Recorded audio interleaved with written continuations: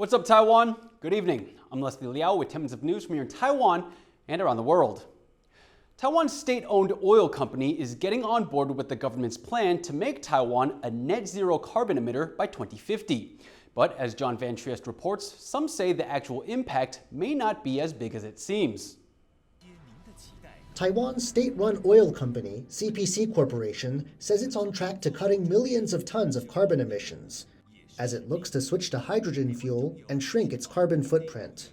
1158万公吨，我到去年剩下769万公吨。我这5年提出了34项的计划，花了50亿的经费。2030年要减到585万公吨。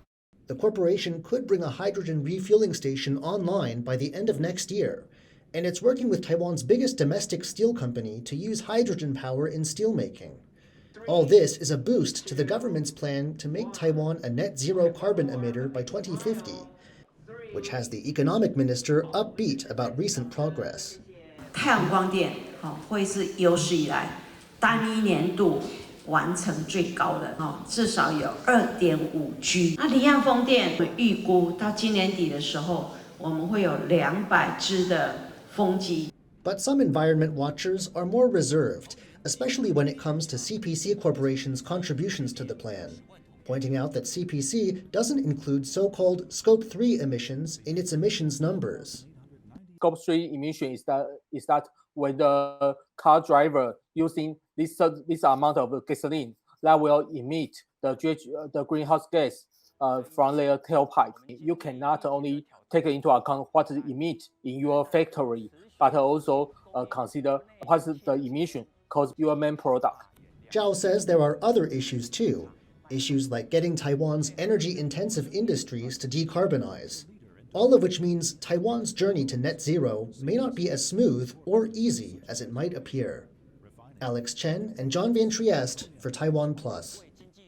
Taiwan's foreign ministry said Tuesday that Lithuania's first representative office in Taiwan has started operating after its representative arrived in Taipei earlier this month. Taiwan says the office's physical space is still being prepared. Lithuania's economy ministry has told TaiwanPlus there won't be an official opening ceremony. China downgraded relations with Vilnius after Taiwan opened its own office in Lithuania last year. The announcement came as a Lithuanian delegation is in Taiwan, the fourth in 3 months. It's led by the country's Vice Minister of Economy and Innovation and includes representatives from laser and biotechnology companies. Beijing reacted angrily last year when Taiwan opened an office in Lithuania called the Taiwanese Representative Office, a departure from the usual convention of using Taipei. China claims Taiwan as its own and viewed the name as a breach of its sovereignty. Gigantis Abramaitis, a reporter at Lithuania's public broadcaster LRT, says people in the country aren't particularly worried about additional pressure from Beijing over the new office in Taipei. People don't look at China that she could do any more harm because our exports are like totally well, there are non-exports basically to China. So I think the thing is that and the public opinion is that I think there is nothing more to lose with China. Taiwan recorded nearly 47,000 new cases of COVID-19 on Tuesday, the most in a single day since the end of June. The country also recorded 17 deaths from the virus. The government's pandemic task force attributes the uptick in cases to the highly contagious Omicron subvariants BA4 and BA5. It also says the Mid-Autumn Festival holiday over the weekend made it easier for the virus to spread. The government says cases of reinfection have also increased. Authorities have recorded over 14,000 cases where patients have previously caught the virus. With local elections coming up soon, allegations that the government tried to stall efforts to purchase vaccines during the country's first major COVID surge last year are in the political spotlight. The 3 main Taipei mayoral candidates have all weighed in on the issue. Ed Moon has details. Taiwan's vaccine procurement at the height of the pandemic has become a political issue as the country prepares for upcoming elections. A local charity has indicated that the government tried to block efforts to purchase vaccines last year. Taipei's incumbent deputy mayor, who is now running for the city's top job, has gone a step further, accusing the government of favoring the Taiwan-developed Medigen vaccine at the expense of overseas choices. 其实不是买不到，就是你政府要不要买。你们如果要赚钱，高端什么要赚钱没关系，谋财就好了。但是你不进疫苗，这叫害命。An official from Tzu the local charity, says the organisation received several phone calls from government officials who attempted to dissuade them from purchasing the Pfizer-BNT vaccine. That vaccine has been one of the most popular worldwide, spearheading pandemic responses in the US and Europe, among others.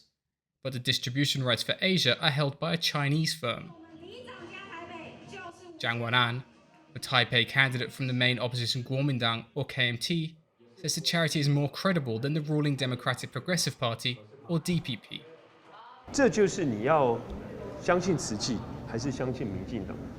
慈济昨天第一时间也出来还原整个采购的真相，就直指政府有人在阻挡疫苗。Tzu later seemed to counter their own official, releasing a statement thanking the government for its help in buying the vaccines. The former health minister Chen Shizhong, who oversaw Taiwan's COVID-19 response, is now the ruling party's candidate for Taipei mayor. He says the accusations are false. 对疫苗最关心，希望疫苗早一点进来的，我相信我一定在台湾里面一定是数一数二。我是这个疫情的负责人，疫苗越早进来对我越有利，对国人越好，所以我不可能去挡疫苗。Chen's successor in the task force says the allegations are political sniping ahead of the election.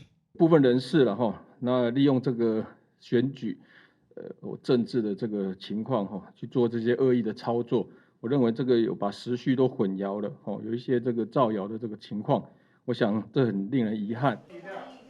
Voters will show who they believe when they cast their ballots on November 26th. James Rayner, Eric Gao, and Ed Moon for TaiwanPlus. Taiwan has lifted its sea warning issued for Typhoon Muifa. Heavy rain continued to fall in the country's north and east on Tuesday morning as the storm heads towards China's east coast. The downpours caused a landslide in northern Hsinchu County on Monday, temporarily blocking a road. Muifa has also brought wind and rain to Japan's Okinawa prefecture. Officials there are warning of wind speeds up to 200 kilometers per hour in the storm center. A Taiwanese student has won the opening round of the 2022 WorldSkills Competition. The 12-week event in Switzerland challenges competitors to test their technological abilities. Bing Wang reports. The gold medal goes to Fengyu Lei, Chinese Taipei. Taiwanese student Lei Fengyue has taken the gold medal in the first event of the 2022 WorldSkills Competition. Held in the Swiss capital of Bern, the 23-year-old beat 5 other international contestants to win the prototype modeling event. That's an engineering contest where a prototype is built, tested, and reworked until a final product is completed. While Lei has some experience in national contests in Taiwan, he managed to beat much more experienced international competitors. 很开心的，就是没有想到可以拿到那么好的名次，因为他们都是就是一些公司的员工嘛，就是 Toyota 跟这种。虽然我们是竞争对手，可是我们在一些比赛下，我们基本上都会互相聊天，我觉得我们是很好的朋友。Lei says his childhood love of building Gundam figures and model tanks led him to pursue a career in engineering and design.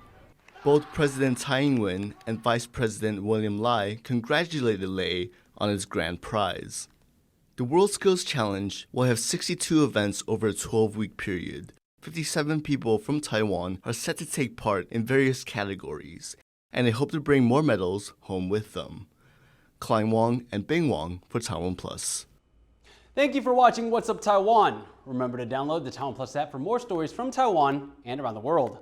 Finally today, we leave you with images of an immersive exhibit in New York showcasing the works of Austrian painter Gustav Klimt. The event is part of the inauguration of a new museum that merges technology, art, and music. I'm Liao. Take care and see you next time.